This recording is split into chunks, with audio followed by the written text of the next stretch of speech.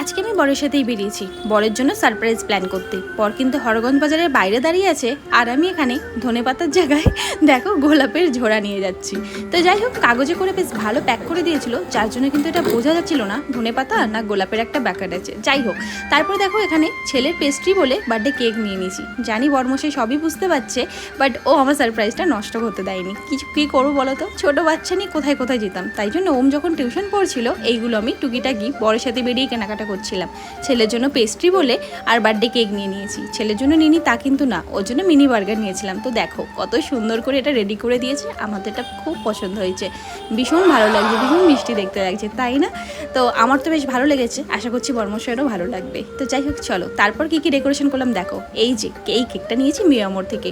যাই হোক, green colour cake এটা, আর এটা ছিল ম্যাঙ্গো ফ্লেভারের কাঁচা আমের। তো আর বরের জন্য এই যে ফার্স্ট ট্র্যাকের ঘড়িটা। আর হ্যাঁ, তোমাদের বলে রাখি, আমার তো ব্যাগটা চুরি হয়ে যাওয়ার পর আমার কাছে পকেট মানি বলতে কিছুই ছিল না। তো যাই হোক, বর কিন্তু আমাকে 1 মাস আগের পকেট মানি দিয়ে দিয়েছে, সেই কারণে যাই হোক আমি সবটা রেডি করতে পেরেছি। আর এটার জন্য বড্ড টেনশন করছিলাম, বাট মহাদেবের কৃপায় যা যা ভেবেছিলাম মোটামুটি সবটাই করতে পেরেছি। তো দেখো ছোট্ট করে ডেকোরেশন করেছি, জাস্ট একটু ব্যালুন্স লাগিয়েছি। আর ওম কিন্তু এটা বার্থডে গিফট হিসেবে পেয়েছিল, আমার একটা মাসি দিয়েছিল ওকে লাইটটা। আর এখানে একটু কোল্ড ড্রিঙ্কস রেখে দিয়েছি। আর দেখো মোমবাতিটা জ্বালাতে কিন্তু আমি ভুলে গেছি, তো যাই হোক ইগনোর করো। তো এখানে তো বার্থডেটা সুন্দর করে সেলিব্রেট করা হলো। আর ওর বারবার ফোন আসছিলো, কারণ ওর ফ্রেন্ডরাও চলে এসছে।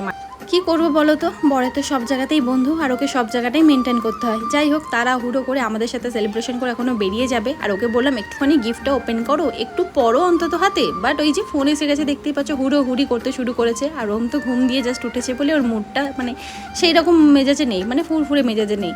তো দেখো কোল্ড ড্রিঙ্কসটা খাচ্ছে, পালাচ্ছে, একটু গিফটটা তো ওপেন করে দেখো। যদিও কিন্তু কি বলবো, যেখানে বাঘের ভয় সেখানেই সন্ধে হয়, জানো তো বিষয়টা।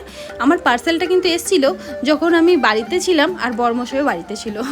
তো এরকম একটা ব্যাপার, মানে এইরকমই আমার সিচুয়েশনটা হয়ে গেছে। সারপ্রাইজটা সারপ্রাইজ নয়, বাট বর কিন্তু আমার সারপ্রাইজটা নষ্ট হতে দেয়নি। তো দেখো ওপেনও করতে পারছি না, যে ওপেন করে হাতে পড়বে তারপর তুমি যেখানে খুশি যাবে, আমি একটু দেখতে চাই হাতে পড়ে কেমন লাগছে। তো যাই হোক, সেই কারণে কিন্তু বর এটা ওপেন করে হাতে পড়ছিল। আর এটা ছিল ফার্স্ট ট্র্যাকের একটা স্মার্ট ওয়াচ, আমার তো ভীষণ ভালো লেগেছে।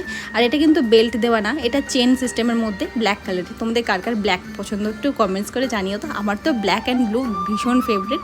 তো আমি এবারে কিন্তু বরের জন্য ব্ল্যাক কালারই স্মার্ট ওয়াচ মানে সিলেক্ট করেছিলাম। তো যাই হোক চলো, এরপর কিন্তু মানে নেক্সট ডেতে ইনভাইট আছে আমার মায়ের বাড়িতে। তো বাকি সব কিছু সেখানেই দেখাবো তোমাদের, সেটা আসছে কিন্তু কালকের ব্লগে।